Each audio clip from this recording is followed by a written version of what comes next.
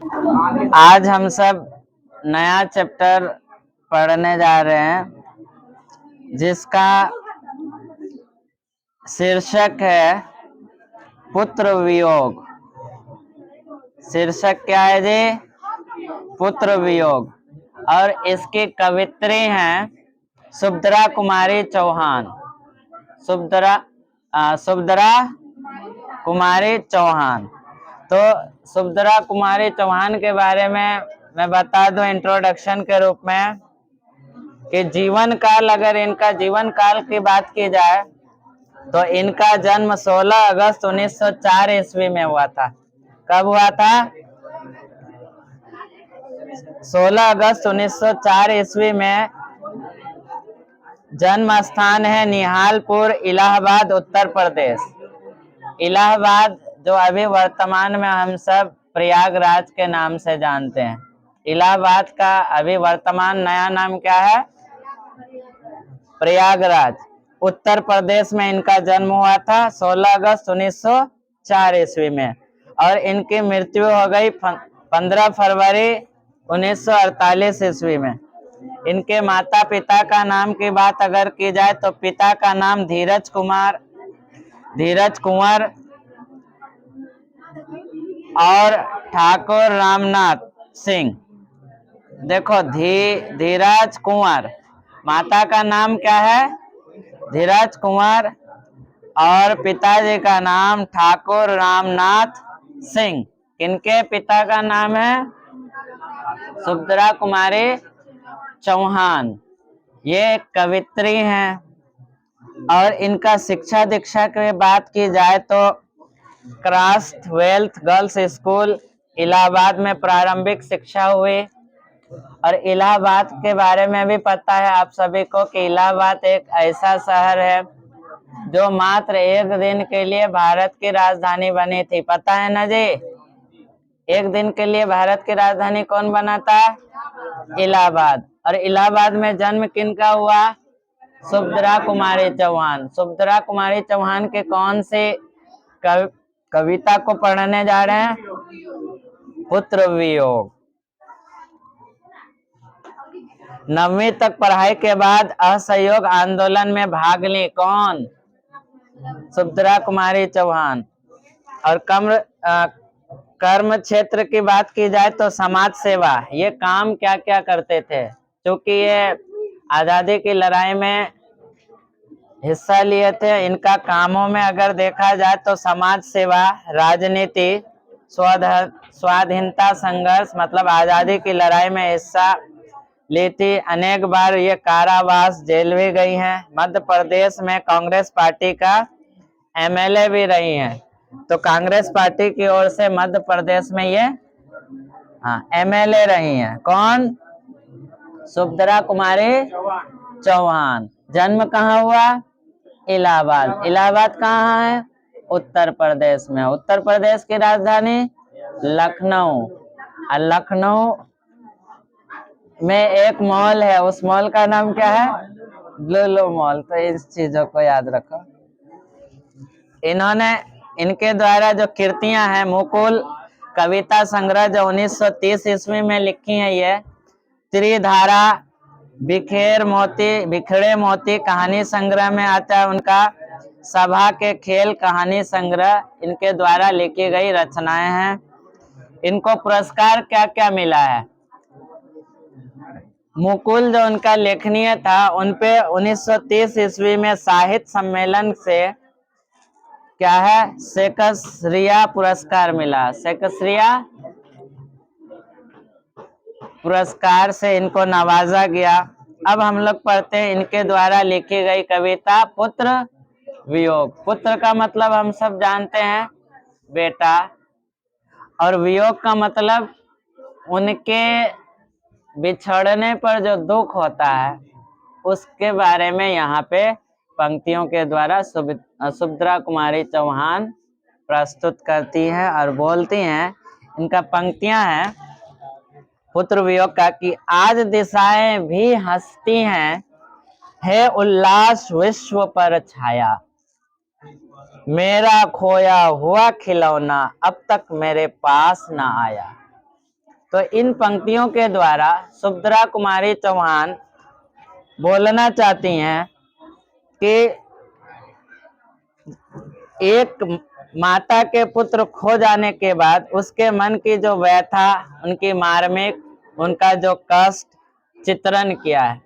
अगर कोई भी पुत्र किसी माँ से जब बिछड़ जाती है, माँ को किस प्रकार के दुख पीड़ा सहना पड़ता है, उनसे क्या तकलीफ होती है उसका वियोग से, इसका चित्रण किया गया है इन पंक्तियों के द्वारा। कवित्री कहती हैं कि आज चारों ओर खुशी का वातावरण है। आप जिधर भी देखो चारों ओर खुशी खुशी है, उल्लास का माहौल है और सारे संसार में खुशियां छाई है, लेकिन ये खुशियां मेरे लिए व्यर्थ है। चारों ओर खुशियां ही खुशियां है, लेकिन मेरे लिए खुशी बेकार की चीज है, व्यर्थ है। क्यों आखिर व्यर्थ है? क्योंकि मेरा खोया हुआ पुत्र अब तक मुझे नहीं मिला है। मेरा खोया हुआ पुत्र मुझे अब तक नहीं मिला है। अर्थात कवित्री के पुत्र का निधन हो गया है और उस पुत्र निधन का वियोग में यहाँ पे सुभद्रा कुमारी चौहान अपने पीड़ा, अपने कष्ट, अपने व्यथा को, मन में जो चल रहा है दुख, उसको पंक्तियों के द्वारा यहाँ पे व्याख्या कर रही है। अब अन्य पंक्तियों में पढ़ते हैं। शीत न लग जाए इस भय से, नहीं गोद से जिसे उतारा, छोड़ काम दौड़ कर आई, माँ कहकर जिस समय पुकारा। अब यहाँ शीत न लग जाए इस भय से, नहीं गोद से उतारा, इन पंक्तियों के द्वारा सुभद्रा कुमारी चौहान क्या अपनी मन की व्यथा को सुनाती है। जब जब शीत ऋतु आई तो उन्होंने अपने पुत्र को अपने गोद से इसलिए नहीं उतारा कि ये शीत ऋतु में कहीं मेरे बच्चे को, मेरे प्यारे लाल को, ठीक है, ठंड ना लग जाए, इस कारण वो अपने गोद से भी नहीं उतारती है। इतना प्यार करता है अपने बच्चों को। दूसरे जो पंक्तियां है कि छोड़ काम दौड़ कर आए, माँ कहकर जिस समय पुकारा। जब भी उसका पुत्र माँ बोला, वो किसी भी काम में संलग्न हो, किसी भी काम को कर रही हो, लेकिन उस काम को छोड़कर अपने पुत्र के एक आवाज के लिए वो उस काम को छोड़कर दौड़ के आई है, ताकि उसकी जरूरतों को पूरा कर पाए। मतलब दौड़ी, जब भी बोली माँ, तो वो किसी भी काम को कर रही थी तो उसको छोड़ के बेटे के पास आए कि आखिर मेरे बेटे को क्या जरूरत पड़ गई, ताकि उसकी जरूरतों को पूरा कर पाए। अन्य पंक्तियों में सुभद्रा कुमारी चौहान लिखती हैं कि थपकी दे दे जिसे सुलाया, जिसके लिए लोरियां गाई, थपकी दे दे जिसे सुलाया, जिसके लिए लोरियां गाई, जिसके मुख पर जड़ा मलिनता देख आंखों में रात बिताई। तो इन पंक्तियों के द्वारा सुभद्रा कुमारी चौहान अपनी मन की व्यथा को प्रकट करते हुए कहती हैं और अपने पुत्र को याद करते हुए क्या कहती हैं कि मैंने जिससे हर एक सुख का ध्यान रखा, जिसे थपकी दे दे करके सुलाया। अगर मेरे पुत्र को नींद नहीं आता था तो मैं अपने पुत्र को थपकी दे दे के सुलाता था, उसे लोरियां सुनाता था, और जिसके लिए लोरियां भी गाई, इसके चेहरे पर छाई उदासी को महसूस करके जिसे रात भर जाग कर ख्याल रखा। अगर मेरे पुत्र को कुछ भी मायूसी होती थी, कुछ भी दुख, कुछ भी व्यथा पीड़ा अगर उसके चेहरे पर दिखता था, तो मैंने जाग कर रातें बिताई है अपने पुत्र के प्रेम में। और अन्य पंक्तियों में फिर सुभद्रा कुमारी चौहान लिखती हैं कि जिसके लिए भूल अपनाया, जिसके लिए भूल अपनापन, पत्थर को भी देव बनाया, कहीं नारियल दूध बतासे, कहीं चढ़ाकर शीश नवाया। इन पंक्तियों में सुभद्रा कुमारी चौहान अपने पुत्र के वियोग में, बिछड़ जाने पर, पुत्र की मृत्यु हो जाने पर अपनी मन की व्यथा को कहते हुए कहती हैं कि जिसके लिए मैंने अपना सारा सुख को भुला दिया और पत्थर मात्र चीज को उसके खुशी के लिए, उसकी सुरक्षा के लिए प्यार के लिए मैंने देवता समान माना, उसका पूजा किया, उसको नारियल चढ़ाया, दूध चढ़ाया, बतासे चढ़ाए, जिसके लिए मैंने दिवालियों में शीश नवाया, और आज मेरे पास वो पुत्र नहीं है। अपने मन की व्यथा को सुभद्रा कुमारी इन पंक्तियों के द्वारा कहती है। फिर से सुभद्रा कुमारी चौहान अन्य पंक्तियों में लिखती है कि फिर भी कोई कुछ ना कर सका, छीन ही गया खिलौना मेरा। फिर भी कोई कुछ ना कर सका, छीन ही गया खिलौना मेरा। मैं असहाय विवश बैठी ही रही, गया छौना मेरा, रही उठ गया छौना मेरा। इन पंक्तियों के द्वारा सुभद्रा कुमारी चौहान कहती है, अपनी मन की व्यथा को प्रस्तुत करते हुए अपने पुत्र को याद करती है और कहती है कि मेरे द्वारा की गई पूजा अर्चना दुआएं कोई भी काम नहीं आई, कोई भी मेरा कुछ भी नहीं कर सका, और मेरा हृदय का टुकड़ा, मेरा जिगर, मेरा लाल, मेरा इस संसार को छोड़कर चला गया। मैं आज असहाय हूँ और विवश बैठी हुई हूँ। मेरा नन्हा बच्चा मेरी आंखों के सामने ही भगवान को प्यारा हो गया और मैं कुछ कर भी ना सकी। और अंतिम फिर से पंक्तियों में सुभद्रा कुमारी चौहान कहती हैं, तड़प रहे हैं विकल प्राण ये, मुझको पल भर शांति नहीं। तड़प रहे हैं विकल प्राण ये, मुझको पल भर शांति नहीं। वह खोया धन पा नहीं सकूं, जिसके कुछ भी भ्रांति नहीं। इन पंक्तियों के द्वारा सुभद्रा कुमारी चौहान अपने मन की व्यथा, अपनी मार्मिक चित्रण करते हुए, अपने पुत्र को याद करते हुए कहती हैं कि मेरे प्राण तड़प रहे हैं। मेरा सीने में ऐसा लगता है कि मेरे सीने में दिल ही नहीं है, मेरी सांसें अटक रही है। क्यों? क्योंकि मेरा पुत्र जो हमको छोड़कर इस संसार से ईश्वर को प्यारे हो गए, उसके वियोग में तड़प रहे हैं। मुझे एक पल की भी शांति नहीं, मन शांत नहीं रह रहा है कि मैंने जो अपना अनमोल धन खोया है उससे मैं अब वापस नहीं पा सकूंगा, उसमें तनिक भी संदेह नहीं है। अगर माँ के रहते हुए अगर उसका पुत्र मर जाता है, ईश्वर को प्यारे हो जाते हैं, तो ऐसा लगता है कि उसका संसार लुट जाता है, संसार खत्म, एक जीता जागता लाश बन जाती है। माँ तो अपनी व्यथा यहाँ पे व्यक्त करती है सुभद्रा कुमारी चौहान।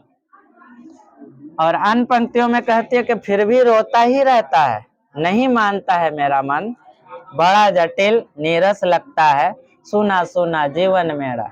इन पंक्तियों में फिर सुभद्रा कुमारी चौहान कहती हैं कि जब जब मुझे मेरे उस पुत्र का याद आता है, तो पुत्र प्राप्त तो नहीं कर सकती, फिर भी मेरा हृदय, मेरा मन इस बात को मानने को तैयार नहीं है कि मेरा पुत्र मुझे छोड़कर, इस संसार को छोड़कर चला गया है। मेरा जीवन अब कठिन है और नीरस सा है, बिना मतलब, बस बोले कि एक कठपुतली मात्र मेरा जीवन बीत रहा है। जीवित तो हूँ लेकिन जीवित नहीं हूँ, कारण मेरा संसार का सबसे बड़ा सुख, मेरा प्रसन्नता का मात्र एक चीज जो मेरा पुत्र था, मुझे छोड़कर, इस संसार को छोड़कर चला गया। अन्य पंक्तियों में सुभद्रा कुमारी चौहान फिर से लिखती है कि ये लगता है कि एक बार यदि पल भर को उसको पा जाती, जी से लगाकर प्यार से सर सहलाता सहलाता उसको समझाती। फिर इन पंक्तियों में सुभद्रा कुमारी चौहान याद आता है उनका पुत्र, तो कहती है, यदि मैं अपने पुत्र को एक पल के लिए, 10 सेकेंड, 5 सेकेंड, पल भर के लिए भी पालूं, तो उसे जी भर के प्यार करती, उसे समझाती कि माँ को यूं छोड़कर नहीं जाते, लेकिन अब उसको पाना ही संभव नहीं है। मेरे भैया, मेरे बेटे, अब माँ को यूं छोड़ न जाना, बड़ा कठिन है बेटा खोकर माँ को अपना मन समझाना।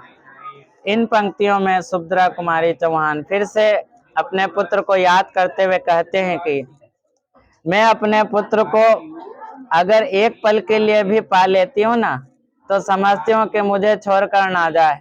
मैं उनको समझाऊंगा, इस तरह माँ को छोड़ के नहीं जाता है कोई। माँ के लिए अपने बेटे को खोकर मन में सांत्वना देना बड़ा ही कठिन होता है। अपना मन को समझा नहीं पाती है माँ। भाई बहन भूल सकते हैं, पिता भले ही तुमको भुलावें। भाई बहन भूल सकते हैं, पिता भले ही तुम्हें भुलावें, किंतु रात दिन की साथिन माँ कैसे अपना मन समझावें। इन पंक्तियों के द्वारा सुभद्रा कुमारी चौहान अपने पुत्र को याद करते हुए कहती है कि अगर किसी का भाई हो, बहन हो, पिता हो, ये हो सकता है भूल जाए तुम्हें, लेकिन माँ अपने पुत्र को कैसे भुलाए। जो अपने सिकम में 9 महीने तक अपने पुत्र को रखे, प्यार करे, जाड़े में अपना ख्याल ना रखे, बच्चे का ख्याल रखे, रात में जग जग के उसका ख्याल रखे, तो अपने पुत्र का वियोग को वो कभी भुला नहीं सकती है। और माँ का हृदय बच्चों को कभी नहीं भुला सकती है। माँ तो माँ होती है सर। क्या होती है?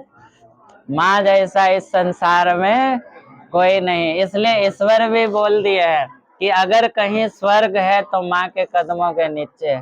ऐसे थोड़ी उनको इतना बड़ा उपाधि दिया गया। जन्नत अगर कहीं है तो कहाँ है? माँ के कदमों के नीचे। क्योंकि बच्चे का माँ के तरह कोई भी प्रेम प्यार नहीं कर सकता। तो इस प्रकार से आज का ये सुंदर सा कविता पुत्र वियोग समाप्त होता है। शायरी बोलेंगे।